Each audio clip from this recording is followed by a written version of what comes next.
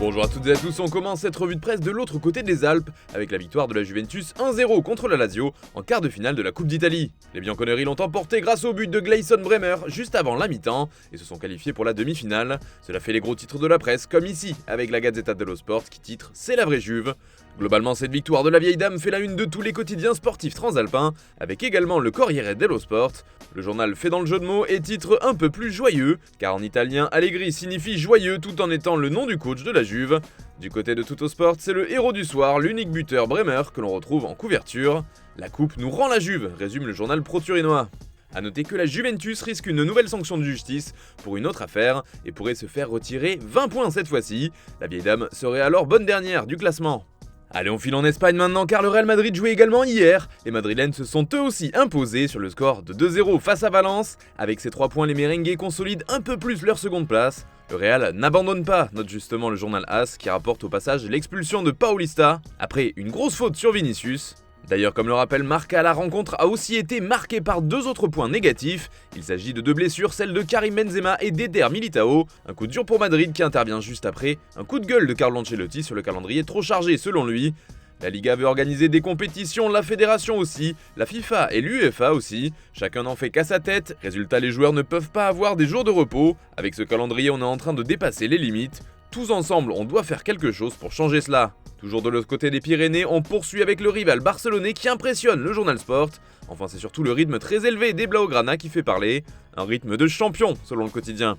Il faut dire qu'à la mi-saison, le club catalan a engrangé 50 points. C'est 5 de plus que le Real Madrid, qui est deuxième du classement. C'est pourquoi, d'après Sport, le FC Barcelone est le grand favori pour le titre. Et si on en croit Mundo Deportivo, ce n'est pas ce qui va empêcher les Blaugrana de préparer l'avenir. En effet, le Barça serait sur la piste du jeune Vitor Roque, 17 ans. Le petit Brésilien est vu comme le possible successeur de Robert Lewandowski, mais attention, car il y aura de la concurrence sur ce dossier. Chelsea et le PSG sont également très intéressés par le jeune attaquant de l'Atlético Paranense. En Angleterre, c'est un autre joueur qui fait parler, mais pour une toute autre raison, c'est Mason Greenwood. Inculpé en octobre dernier pour tentative de viol et coups et blessures envers son ex-copine entre 2018 et 2022, il a vu l'intégralité de ses charges être abandonnée. C'est ce que rapporte justement le Daily Mirror dans son édition du jour. Greenwood avait prolongé avant cette affaire et il est toujours lié à Manchester United jusqu'en 2025.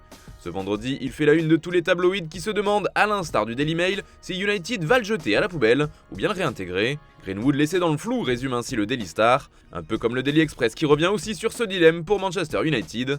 Affaire à suivre. On part en France maintenant avec Raphaël Varane qui fait les gros titres du journal L'Équipe car il a choisi de prendre sa retraite internationale comme on vous l'expliquait dans le JT d'hier. La retraite à 29 ans, s'amuse le quotidien. Son départ fait également réagir dans les colonnes du Parisien. Varane dit au revoir aux Bleus, résume le journal local. Autre fait important, le forfait de Kylian Mbappé pour le choc du PSG contre le Bayern. Un forfait qui pose question selon L'Équipe. Et c'est un peu ce que pense aussi le Parisien ce vendredi. Pour le quotidien, la situation est clairement préoccupante. Allez, on termine ce tour de la presse entre Paris et Buenos Aires car Lionel Messi fait la couverture du journal Olé aujourd'hui. La Pulga a donné une longue interview aux médias argentins, l'occasion d'évoquer de nombreux sujets, comme les critiques qui l'ont visé durant le mondial. Il a également remercié son club qui lui avait rendu hommage lors de son retour, après avoir remporté la Coupe du Monde. Enfin, Messi est revenu sur un des événements forts qui ont marqué la fin du mondial, les célébrations des Argentins. Il me semble injuste que ce message ait été installé car il n'est pas vrai, affirme la star du PSG. Parce que personne ne nous a rien donné gratuitement et que nous sommes toujours comportés de manière exemplaire sur et en dehors du terrain.